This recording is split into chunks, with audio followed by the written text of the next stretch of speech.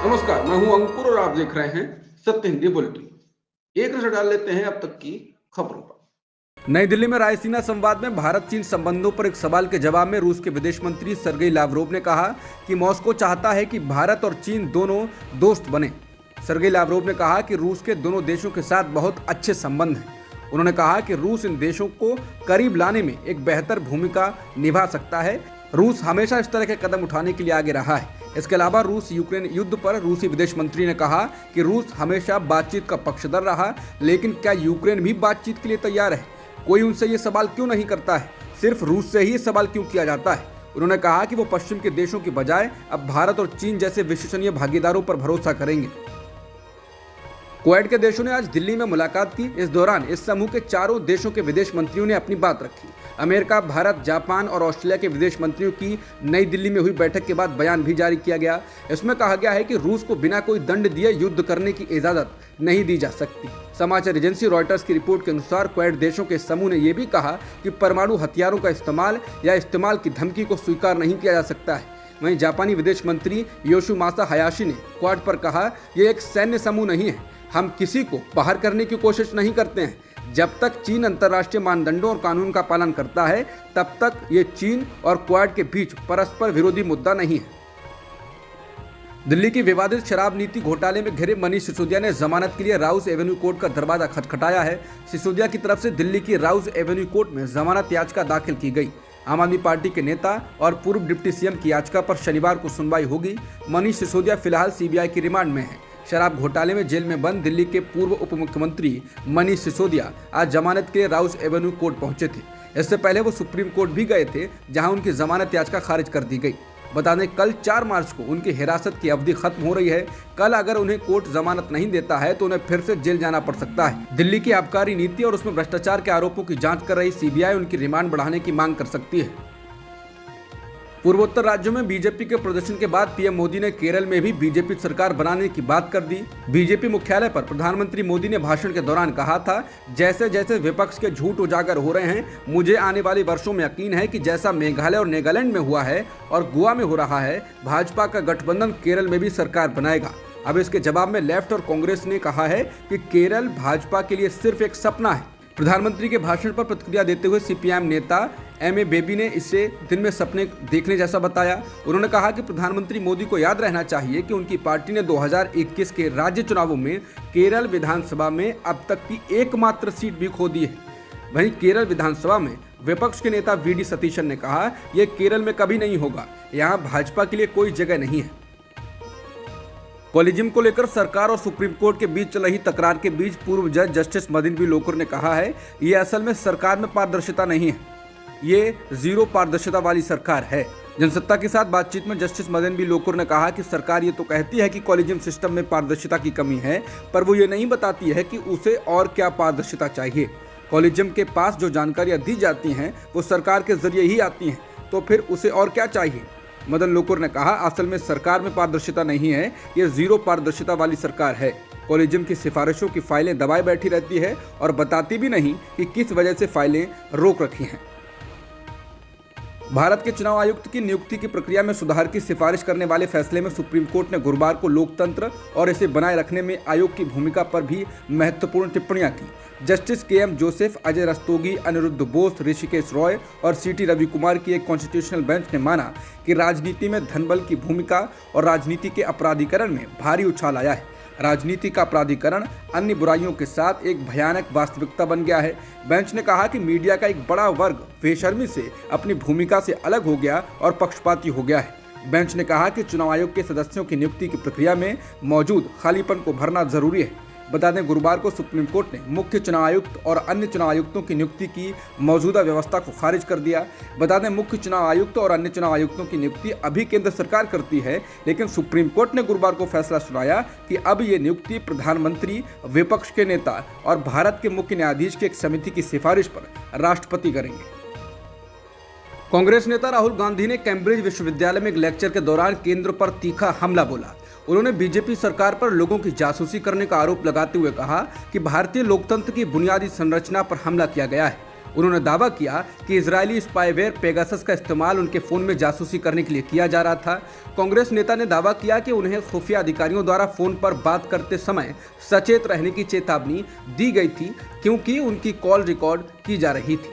उन्होंने कैम्ब्रिज में learning to listen in the 21st century विषय पर व्याख्यान दिया। कांग्रेस नेता सैम पित्रोदा ने राहुल गांधी के संबोधन का लिंक साझा किया है।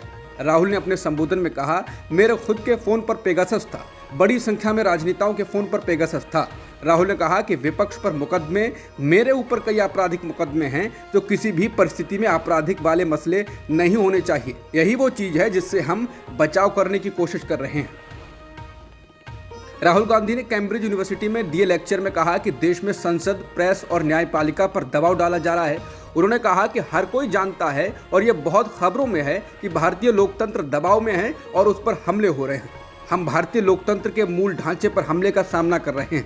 राहुल गांधी ने कहा, शायद महिलाओं को गैस सिलेंडर देना और लोगों के बैंक अकाउंट खुलवाना अच्छा कदम है, ऐसे कदम को गलत नहीं कहा जा सकता, लेकिन मेरे विचार में मोदी भारत की बनावट को बर्बाद कर रहे हैं। वो भारत पर एक ऐसा विचार थोप रहे हैं जिसे भारत स्वीकार नहीं कर सकता। राहुल बोले, भारत राज्यों का संघ है, भारत में धार्मिक विविधता है, भारत में सिख, मुस्लिम, ईसाई सभी हैं, लेकिन मोदी इन्हें दूसरे दर्जे का नागरिक समझते हैं। राहुल ने कहा कि मैं इससे सहमत नहीं हूं। जब आपका विरोध इतना बुनियादी हो तो फर्क नहीं पड़ता कि आप किन दो नीतियों से सहमत हैं। कांग्रेस नेता राहुल गांधी के कैम्ब्रिज यूनिवर्सिटी में दिए गए बयान पर बीजेपी भड़क गई है। पार्टी के नेता अनुराग ठाकुर ने शुक्रवार को राहुल के बयान को झूठा और भारत को बदनाम करने वाला बताया। उन्होंने कहा कि कल के नतीजे दिखाते हैं कि कांग्रेस का सुपड़ा एक बार फिर साफ हुआ है और ये रोने धोने का काम राहुल गांधी एक बार फिर विदेश की धरती पर कर रहे हैं।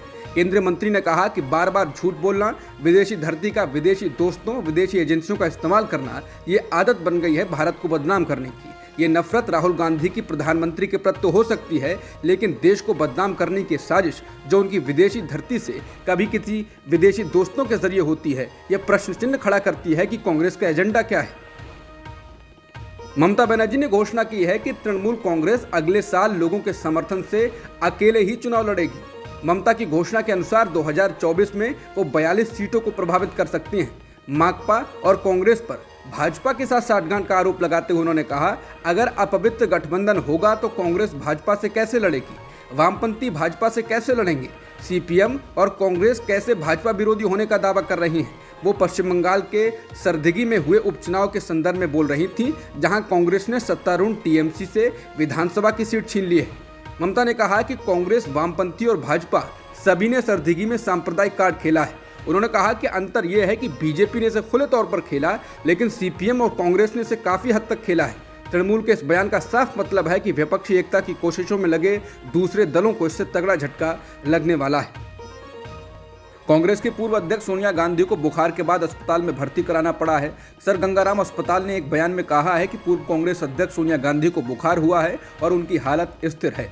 अस्पताल ने कहा कि वो निगरानी में हैं और उनकी जांच चल रही है। अस्पताल के अनुसार सोनिया को गुरुवार को अस्पताल में भर्ती कराया गया था और वो चेस्ट मेडिसिन विभाग के सीनियर कंसल्टेंट डॉक्टर अरूप वसु और उनकी टीम की देखरेख में हैं। इस साल ये दूसरी बार है जब उन्हें अस्पताल में भर्ती कराया गया है। जनवरी में सोनिया गांधी को सांस के वायरल संक्रमण के इलाज के लिए दिल्ली के अस्पताल में भर्ती कराया गया था। लोकायुक्त अधिकारियों ने बीजेपी विधायक मदल विरूपछप्पा के बेटे को 40 लाख रुपए की रिश्वत लेते हुए गिरफ्तार किया है। विरूपछप्पा दावणगेरे जिले के चन्नागिरी से विधायक हैं। अधिकारियों ने शुक्रवार को कहा कि एक दिन पहले रिश्वत लेते पकड़े गए विधायक के बेटे के घर की तलाशी के बाद लगभग 6 करोड़ रुपए की नकदी मिली है। मीडिया रिपोर्टों में लोकायुक्त सूत्रों के हवाले से कहा गया है कि बेंगलुरु जल आपूर्ति और सीवरेज बोर्ड के मुख्य लेखा अधिकारी प्रशांत कुमार को कर्नाटक साबुन और डिटर्जेंट लिमिटेड यानी KSDL के कार्यालय से गिरफ्तार किया गया।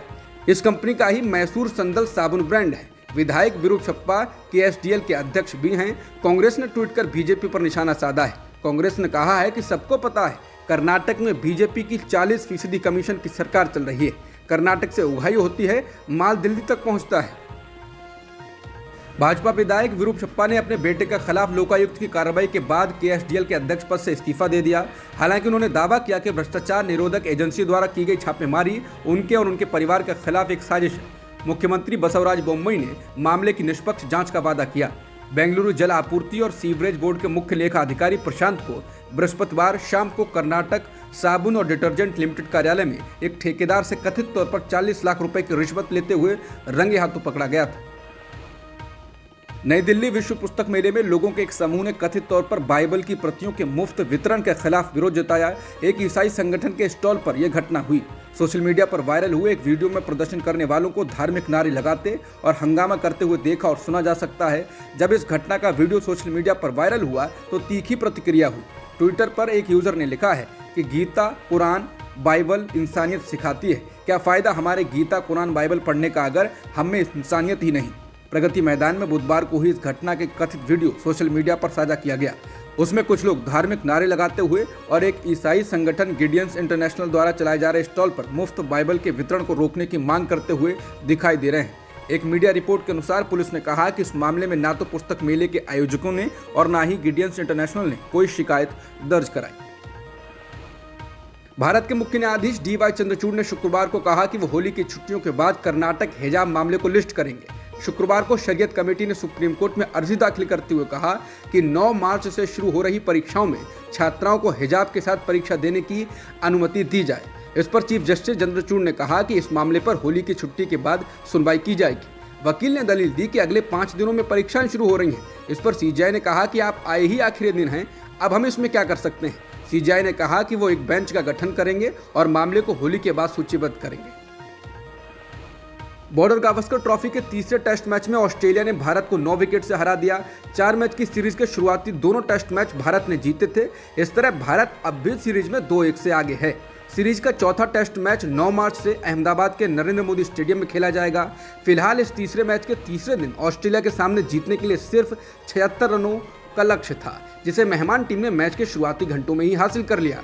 पहली पारी में 109 रन बनाकर ऑल आउट होने वाली भारतीय टीम दूसरी पारी में भी 163 रन ही बना सकी थी। वहीं ऑस्ट्रेलिया की टीम ने बाद में बल्लेबाजी करते हुए पहली पारी में 197 रन बनाए थे। अब तक की खबरों में इतना ही। बाकी खबरों के लिए बने रहिए सत्य हिंदी के साथ। नमस्कार।